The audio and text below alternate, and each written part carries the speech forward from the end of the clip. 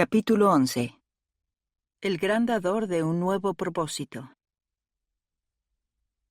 Con el diagnóstico de autismo de Sealand llegaron algunas respuestas. Y toda una carga de preguntas. Una de ellas no era tan importante en el paisaje de tantas incógnitas, pero aún así, ¿sería él un buen nadador? Nick y yo nos esforzábamos con Sealand y Soren en la piscina. Les dábamos clases de natación, hablábamos de la seguridad en el agua, nadábamos un poco más y otro poco más. Nos sentíamos agradecidos de que los chicos llegaran a convertirse en unos nadadores capaces e inteligentes. A ambos les encantaba el agua, flotar en la piscina con sus oscuras cabezas mojadas reluciendo a juego como ónice bajo el sol de Tennessee. Ambos podían bucear para buscar un anillo en el fondo de la piscina, flotar de espalda con serenidad durante largos tramos, y podían cruzar a nado el largo de la piscina, de un lado a otro, una y otra vez. No obstante, Sealand tenía su propio enfoque de las cosas. Nadaba usando un solo brazo, el derecho. Pataleaba con ambos pies, pero mantenía el brazo izquierdo pegado a su costado, mientras emprendía extensas vueltas a través de la piscina. En tierra, Sealand no manifestaba señales de debilidad ni de resistencia para usar su brazo izquierdo. Sin embargo, en el agua era otra historia, y no había forma de coaccionarlo o alentarlo para que pudiera cambiar sus brazadas torcidas por el agua. ¿De qué se trataba todo aquello? ¿Acaso era algo en lo que debíamos insistir para que lo cambiara? ¿Qué importancia tenía para él usar un solo brazo en lugar de los dos? ¿Había otros niños por ahí, en el espectro, que hicieran lo mismo? ¿O acaso era algo único de Sealand? Con el tiempo, decidimos que no era algo contra lo que deberíamos luchar. A Sealand se le daba bien el agua y sabía cómo manejarse. Ese era el objetivo, ¿no es así? De modo que dejamos de preocuparnos por ello, y sencillamente dejamos que el niño nadara. Cuando Sealand tenía 6 años, yo formaba parte de una película titulada Last Best Summer Ever, el último mejor verano de mi vida. Adoraba al director, a su esposa y a su inmensa tribu de hijos. Como estábamos rodando la película en Nashville, el director alquiló una gran casa para que su familia viviera en ella durante el tiempo que durara la producción del filme. Y cuando acabamos, invitó a todo el elenco y al equipo para celebrarlo alrededor de la piscina. Nick, los niños y yo asistimos a la fiesta. El patio trasero estaba lleno de la magia de una barbacoa de verano, con un paisaje espectacular y una amplia y suave extensión de césped, mesas de picnic y sillas de jardín. Las hamburguesas y los perritos calientes se amontonaban sobre las mesas y humeaban sobre la parrilla. Era un día hermoso, soleado, lleno de niños felices que salpicaban y conversaban, de adultos que reían y disfrutaban del entorno y la celebración. Nick estaba hablando con alguien del equipo y a la vez vigilando a nuestros niños que nadaban juntos en la piscina. Mientras hablaba con el hombre, observó a la hija pequeña de este que estaba nadando. Nick la señaló con un dedo y le preguntó al padre si la niña nadaba bien. Su padre la observó un instante y contestó que estaba bien, y volvió de nuevo la conversación. Nick siguió con la vista puesta en la nena, mientras algo en su sentido de araña como papá le hacía una advertencia. En otro rápido segundo, pareció que ella empezaba a luchar, y en esa milésima de segundo se hundió. Nick se percató de que Sealand era quien más cerca estaba de ella en la piscina, y antes de que nadie pudiera pronunciar una sola palabra o empezar siquiera a correr, Sealand salió disparado, con el brazo derecho como una espada recortando la distancia y las piernas pataleando con ritmo. Llegó a donde estaba la pequeña antes de que ninguno de los adultos pudiera entender qué estaba sucediendo. Y rodeó con su brazo izquierdo, el que nunca había usado para nadar, ese brazo a la niñita. A continuación, con el brazo derecho, el único que siempre utilizaba para nadar, ese que se había ido haciendo más fuerte y que cortaba con mayor destreza el agua, con ese brazo nadó y llevó a la niña hasta los escalones, donde su padre se sumergió para tomarla del brazo de Sealand. asustada y escupiendo agua, estaba a salvo. Todo ese tiempo de natación lateral derecha había entrenado y fortalecido a Sealand para un rescate en el agua muy superior a la experiencia de su edad y que sobrepasaba la capacidad física de la mayoría de los niños de 6 años. Así, sin más, el extraño estilo de Sealand al nadar como un pato reveló su nuevo propósito mayor. Aquello que parecía torcido en tierras de las expectativas mostró su gracia en la realidad del reto. Tengo muchas preguntas para Dios. Hay cosas sobre Él que me confunden y me dejan perpleja, cosas que no entiendo, que no tienen sentido para mí o no parecen encajar. Sin embargo, una cosa que sí sé con respecto a Dios es que Él es creativo. Bueno, Jaycee, podrías pensar, Él creó el universo y el ornitorrinco. Por el amor del cielo. Sí, yo sé que Él es creativo en ese tipo de maneras. Sin embargo, me estoy refiriendo a su creatividad en los detalles y momentos de nuestras vidas. Esa clase de creatividad activa que aparece después de que yo haya formulado un montón de preguntas y haya pensado en las cosas difíciles. Y ese tipo de creatividad divina no es exactamente una respuesta clara como el cristal a las preguntas que yo le he estado haciendo, sino una asombrosa ingenuidad que se presenta de la forma más inesperada y me proporciona un pequeño vislumbre de su propósito mayor. Una de las formas en que continúa deslumbrándome con su inventiva es, en realidad, tocando un ostinato cuando menos lo espero. En la música, a veces puedes oír tocar un ostinato. Una canción se está interpretando de la forma esperada, y entonces un guitarrista o vocalista asombroso sale justo ahí con esta increíble improvisación.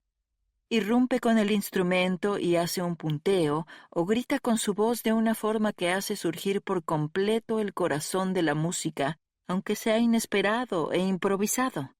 He observado cómo una audiencia tras otra cobra vida cuando un músico de talento hace un ostinato en medio de una canción. Esto vivifica la música, eleva toda la sala y hace que la canción parezca viva y más cercana. Eso es lo que siento cuando de repente aparece de forma inesperada y brillante este ostinato de Dios, justo en medio de las cosas a las que he llegado a acostumbrarme, y que transcurren de acuerdo con todas mis preguntas y temores. Así me sentí aquel día en la fiesta de la piscina, cuando todas las preocupaciones que teníamos por la forma de nadar de Sealand con un solo brazo, de repente experimentaron aquel ostinato. Ese momento lleno de la creatividad y el propósito de Dios. En la música, un ostinato no significa que el músico se descarrile y toque una canción distinta a la que va con la melodía. Quiere decir que el músico usa aspectos de la canción, la clave, ciertas notas repetidas, ciertos tempos, y les da un nuevo propósito para crear aquello que revela la canción a un nivel aún mayor. Y es lo que yo vi hacer a Dios aquel día en la fiesta de la piscina. Él no se salió por completo de la página. Sencillamente escribió de nuevo lo que yo ya sabía sobre Sealand, que tiene esa disparatada forma de nadar con un solo brazo, y entonces me hizo ver un rayo de brillantez y una historia más importante cuando mi hijo rescató a aquella niñita. Era como si pudiera escuchar la canción de la vida de Sealand de un modo completamente nuevo, y todo porque Dios compuso de una manera brillante algo que yo no había considerado antes. Escucha, creo que algunos de los personajes de la Biblia fueron un poco criticados por no entender quién era Jesús. Aguarda un momento a que te explique antes de poner el grito en el cielo. Nosotras nos sentamos aquí con la ventaja de disponer del canon completo de la Biblia. Tenemos nuestras listas de Internet que nos muestran centenares de las distintas profecías de Jesús ya cumplidas. Meneamos la cabeza y nos asombramos de que la gente no lo entendiera cuando Jesús estaba en la tierra, de que no pudieran ver cómo se iban cumpliendo todas las asombrosas promesas antiguas delante de ellos. Es decir, allí estaba. Había nacido en Belén. justo como anunció Miqueas, capítulo 5, versículo 2. Pero de ti, Belén Efrata, pequeña entre los clanes de Judá, saldrá el que gobernará a Israel. Sus orígenes se remontan hasta la antigüedad, hasta tiempos inmemoriales. Y nació de una virgen, como lo presagió Isaías, capítulo 7, versículo 14.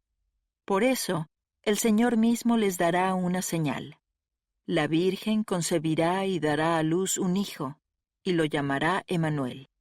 Lo que intento decir es, bueno, ¿cuáles son las probabilidades? Y además tenemos toda esa cosa de la genealogía con respecto a que descendía del linaje de Abraham y la tribu de Judá, y todo lo que se cumplió por parte de los antepasados de José y María. Y eso solo en cuanto al nacimiento de Jesús.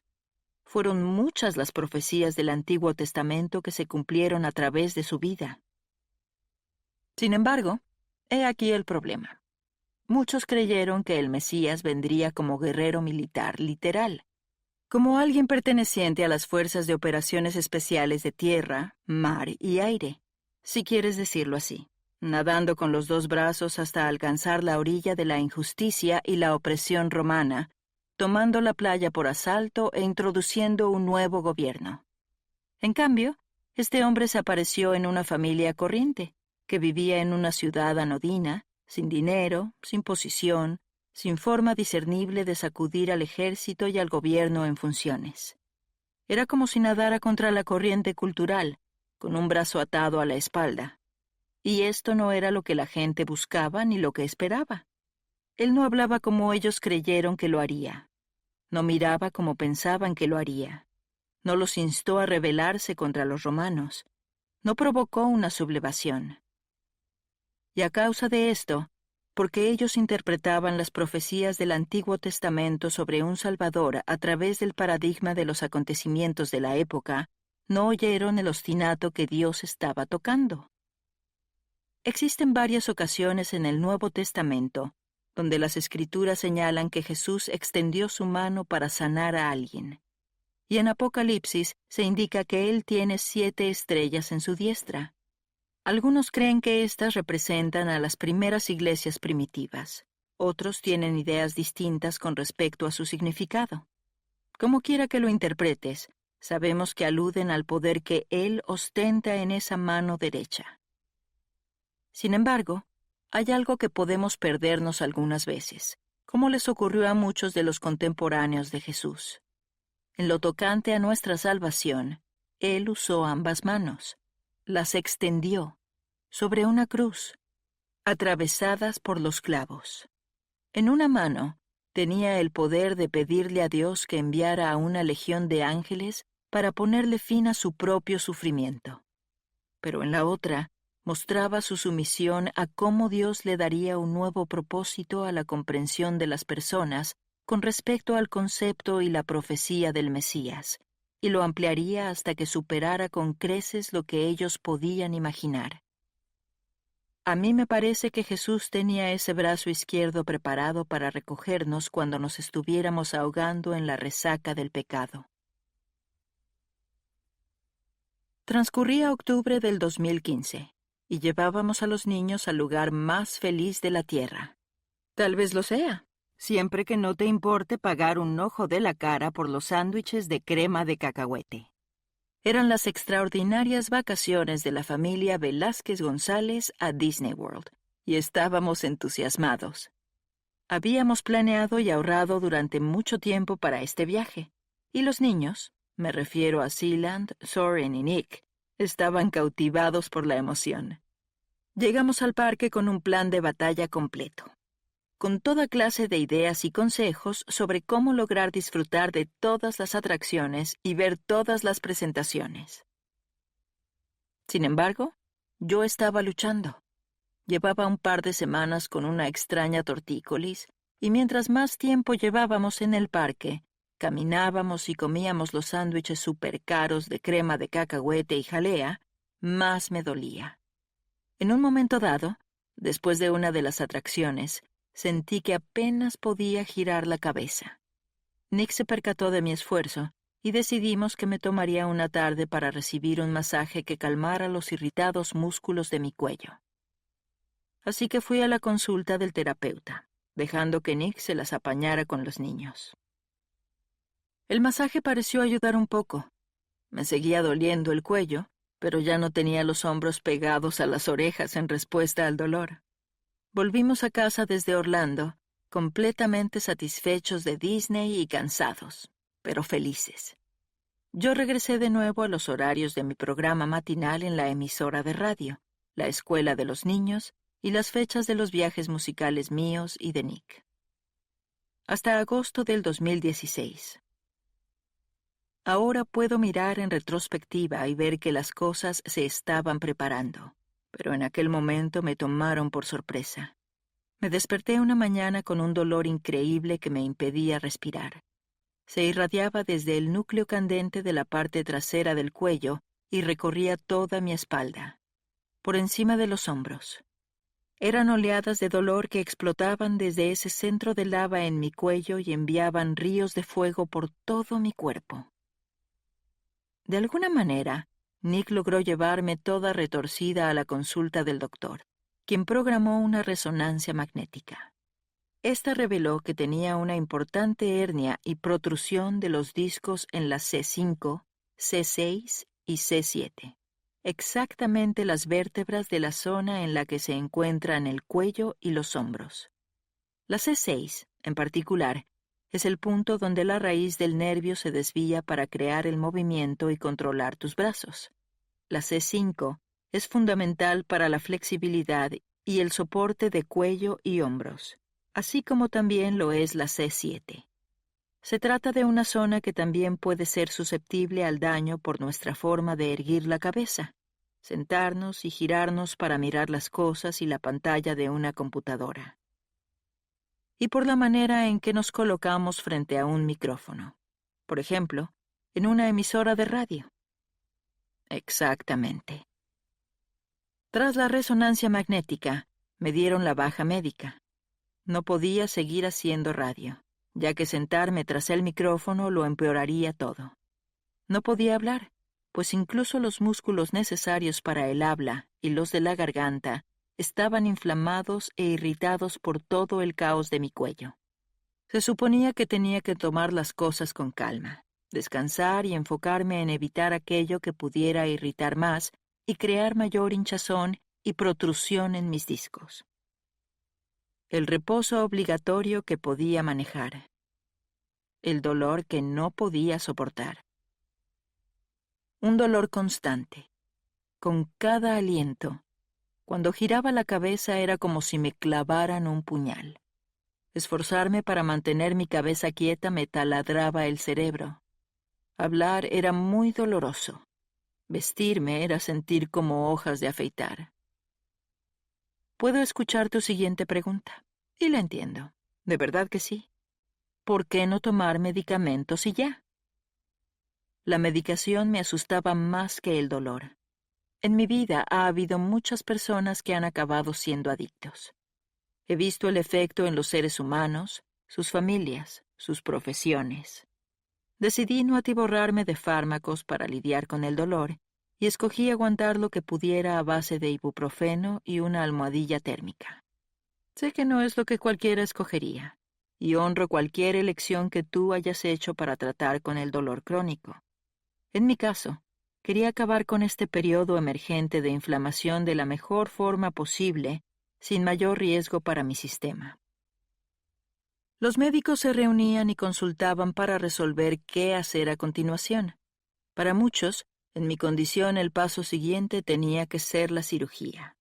Sin embargo, esta conllevaba un montón de riesgos para cualquiera, y muchos más en mi caso. Verás, los médicos tienen que hacer una incisión a través de mi garganta para llegar al lugar donde mis discos cervicales están hechos un desastre. Sí, tienen que entrar por delante para llegar a la espalda. Y esto significa cortar justo en la zona cercana a mis cuerdas vocales. Esas cuerdas vocales. Las que uso para cantar. Las que estaba usando en esos momentos para ser una presentadora de radio en vivo. Aquellas cuerdas vocales. y esto tampoco parecía ser una gran idea. Mis doctores no estaban del todo seguros de que fuera el mejor procedimiento para mi situación. Posible adicción a los opiáceos y probable daño en las cuerdas vocales si dábamos el paso a la cirugía, además de la incertidumbre de provocar una catástrofe en los discos cervicales de mi cuello, que controlan una enorme cantidad de movimientos en todo mi cuerpo. Mis doctores no tenían gran confianza en que la operación funcionara. ¿Cuántas elecciones encantadoras y seguras tenía ante mí? Ninguna. El nivel de dolor tardó varias semanas en disminuir un par de grados. Lentamente fui regresando al trabajo, pero ahora tenía un nuevo compañero, algo que estaba conmigo todo el tiempo, en todo momento, que no gritaba por sí mismo, pero que siempre se mantenía sonando. El dolor crónico. Y me sigue acompañando hoy. Cuando me despierto por la mañana, ahí está como un susurro urgente. Para la hora de almorzar, alcanza el nivel de un rugido sordo. Cuando los niños llegan a casa procedentes de la escuela, ya es lo bastante fuerte como para dificultar la concentración. Y a la hora de acostarme es casi lo único que puedo oír. Dolor, dolor, dolor, como una gotera constante en el lavabo del cuarto de baño. Vivir con un dolor crónico te mantiene en vilo, todo el tiempo. Físicamente es casi imposible relajarse, porque todos los nervios y los músculos están en alerta máxima, listos para alborotarse si mueves la cabeza de la forma equivocada o te bajas de una silla por el ángulo incorrecto. Y eso significa que tu genio está siempre a punto de dispararse, que tus emociones permanecen apenas acorraladas detrás de una cinta de papel, que tu paciencia se agota luego de aplicarla al dolor, de manera que no queda suficiente para ocuparse de cosas como la crisis en el trabajo, los niños y tu esposo. ¿Y de los pollos? Cuando comenzó todo esto, tenía mucho que decirle a Dios al respecto. En aquellos primeros días de desesperación, me conformaba con un «Dios, haz que esto cese». Luego pasé a todo tipo de confesiones positivas, como que estaba sanada, que todo estaba bien, que pasaría. Y te lo aseguro, yo creo en los milagros. Los he visto producirse. Los he comprobado en mi vida y sé cómo orar para pedirlos, aferrarme y creer a lo grande. Sin embargo, por mucho que oraba y confesaba, este enredo con el tormento no iba a ninguna parte. Me tenía literalmente agarrada por el cuello y me sacudía con crueldad, como un lobo a un conejo que tuviera entre sus fauces. Después inicié las negociaciones con Dios. Si Él hacía esto, yo haría aquello. Se me ocurrieron ideas geniales, y debo decir que Dios iba a conseguir una gran ganga con el trato. Sin embargo, sentí que ni siquiera se había sentado a la mesa. En todas estas etapas, las preguntas que le hacía a Dios abarcaban una gama desde ¿por qué está sucediendo esto, Dios?, hasta ¿qué he hecho mal para merecer esto, Dios? Y Dios, ¿es que has dejado de escucharme? No obstante, al final acabé por dejar de monologar y regatear, y formulé la pregunta correcta. Señor, ¿qué hago con este dolor? Y entonces las respuestas empezaron a aparecer. Sé que hay muchas personas que no tienen espacio en su teología para cuando las cosas se tuercen en la vida. Rayos, preferiría un sistema de creencia que implicara que todo me saldría bien y que nunca existiría la natación con un solo brazo, ni las lesiones de cuello, ni los inconvenientes, ni las tragedias pequeñas o grandes. Me encantaría que todo el mundo tuviera agua limpia y un lugar seguro donde vivir. Y si todos poseyeran un pony y también un automóvil Tesla, estaría en la gloria.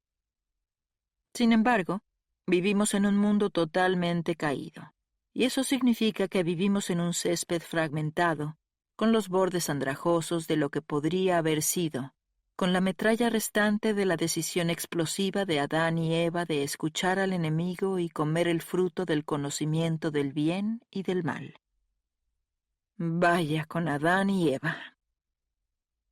Y aquí estamos, con las rodillas despellejadas, los tobillos raspados y esforzándonos todo lo posible por atravesar este campo traicionero llamado vida. Y estoy convencida de que Dios provee y nos muestra su favor. Lo creo, de verdad. No obstante, no me parece que nos haya dado garantía alguna para hacerlo a nuestra manera y facilitarlo al máximo. En realidad, Jesús fue directo con nosotros y nos hizo saber que a veces las cosas se van a poner muy feas. Él advirtió: «Yo les he dicho estas cosas para que en mí hallen paz. En este mundo afrontarán aflicciones, pero anímense, yo he vencido al mundo». Juan, capítulo 16, versículo 33. ¿Gracias?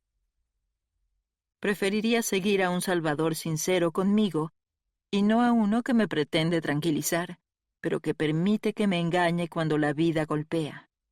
Y aunque me gustaría borrar el versículo anterior y tomarlo como algo que solo les dijo a los discípulos, como una especie de requisito de trabajo para ellos antes de convertirse en los padres de la Iglesia, si seguimos leyendo en el Nuevo Testamento, veremos que la vida cristiana, ya seas líder de la Iglesia primitiva o no, nunca se ha promocionado como algo sin dolor y libre de luchas. Preferiría seguir a un Salvador sincero conmigo y no a uno que me pretende tranquilizar, pero que permite que me engañe cuando la vida golpea. Cuando le escribió a la iglesia en Corinto, el apóstol Pablo habló de las luchas que había experimentado, por las que pasamos todos. Él aconsejó: «Por tanto, no nos desanimamos. Al contrario, aunque por fuera nos vamos desgastando, por dentro nos vamos renovando día tras día, pues los sufrimientos ligeros y efímeros que ahora padecemos producen una gloria eterna que vale muchísimo más que todo sufrimiento. Así que no nos fijamos en lo visible, sino en lo invisible, ya que lo que se ve es pasajero, mientras que lo que no se ve es eterno». Segunda de Corintios, capítulo 4, versículos 16 al 18. Y Pablo no fue el único que tocó este punto. Santiago, el hermano de Jesús, habló de esto mismo. Hermanos míos, considérense muy dichosos cuando tengan que enfrentarse con diversas pruebas, pues ya saben que la prueba de su fe produce constancia. Y la constancia debe llevar a feliz término la obra, para que sean perfectos e íntegros, sin que les falte nada. Si a alguno de ustedes le falta sabiduría, pídasela a Dios, y Él se la dará, pues Dios da a todos generosamente sin menospreciar a nadie. Pero que pida con fe, sin dudar, porque quien duda es como las olas del mar, agitadas y llevadas de un lado a otro por el viento. Quien es así no piense que va a recibir cosa alguna del Señor. Es indeciso e inconstante en todo lo que hace. Santiago, capítulo 1, versículos 2 al 8. Verás, solía gustarme leer ese pasaje en Santiago solo por la parte de pida con fe, sin dudar. Como quien no quiere la cosa, la interpretación de Jaycee leía solo esta parte, como si Dios fuera una especie de genio de la lámpara mágica. Sin embargo, hay una palabra realmente importante que me gustaba saltarme. Lo que el pasaje afirma es que, si a alguno de ustedes le falta sabiduría, pídasela a Dios, y Él se la dará, pero que pida con fe, sin dudar. Énfasis añadido. Pide sabiduría, y no dudes de que Dios te la dará. Esto es un poco distinto a un Dios tipo Amazon.com con envío Prime. Sabiduría.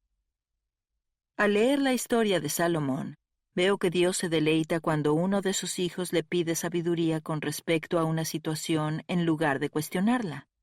Dios se entusiasmó tanto en el momento en que este rey le pidió sabiduría en lugar de posición, comodidad, más tierras o dinero, que no solo le concedió lo que solicitó, sino que también le proveyó todo tipo de cosas.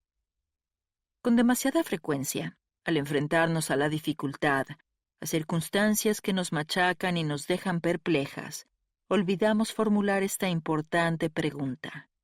Estamos demasiado enfocadas en el porqué, la injusticia y el estrés de todo lo que estamos experimentando. Sin embargo, hay una petición que necesitamos hacer y después una pregunta que tenemos que formular. Esa es la que lo cambia todo. La petición: Dios, dame sabiduría. Y cuando recibimos su sabiduría, Él puede darles un nuevo propósito a nuestros corazones cuestionadores, proporcionándonos nuevos motivos e intereses. Por lo tanto, en lugar de inquirir, Dios, ¿cómo hago que esto desaparezca?, podemos hacer una pregunta que conlleva un nuevo propósito. Lo cual es otra forma de decir: Señor, ¿qué hago con este dolor? Esa es la pregunta que por fin le hice a Dios con respecto a la situación de mi cuello, después de todas las oraciones, la investigación y la preocupación. Finalmente recordé solicitar aquello que más necesitaba, la sabiduría para saber qué hacer con el dolor que estaba experimentando. Señor, ¿qué hago con este dolor? Y entonces empecé a recibir las respuestas, no necesariamente relacionadas con qué hacer en cuanto a la medicina, no una contestación acerca de por qué estaba pasando por aquello. Fueron más bien respuestas que me daban un nuevo propósito, que escribían de nuevo el guión, mi experiencia, lo cual me permitía escuchar a Dios interpretar un ostinato en una canción que yo creía saber. ¿Qué hago con este dolor? Apóyate más en mí. ¿Qué hago con este dolor? Busca a los que también están sufriendo. Invierte en ellos. Respóndeles con mayor compasión de la que creías posible. Sufre con ellos. ¿Qué hago con este dolor?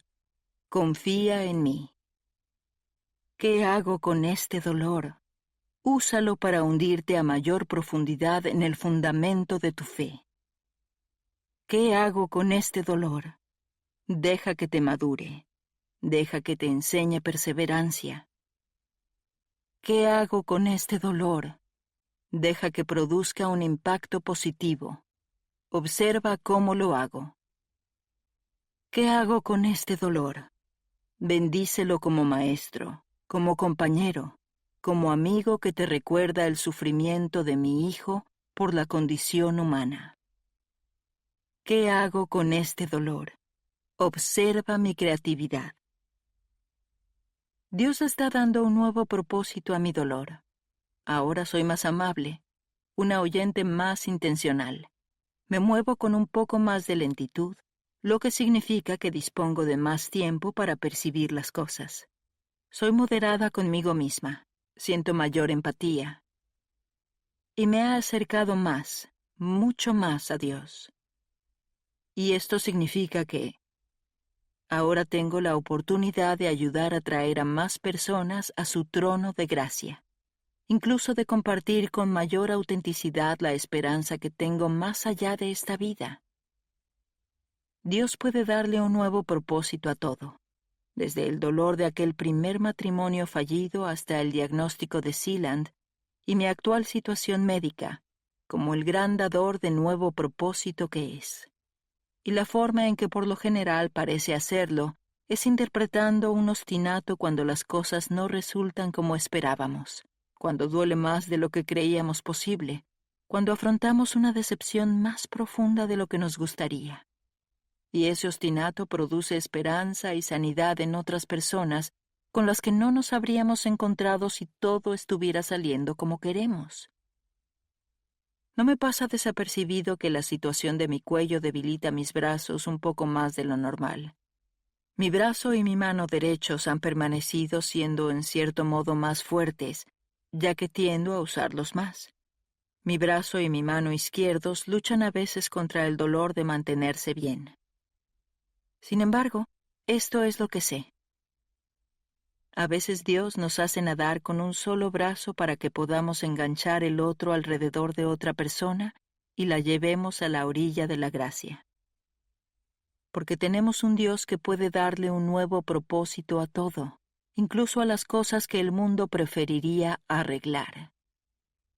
Como aconseja esa gran filósofa Dory, de Buscando a Nemo, sigue nadando. Dale la vuelta al guión. ¿En qué aspecto de tu vida sientes que nadas de un modo distinto? ¿Has podido usar esto para ayudar a otros? ¿O tal vez has luchado contra estar tan enfocada en ello que ni siquiera sabes cómo usarlo para ayudar a los demás?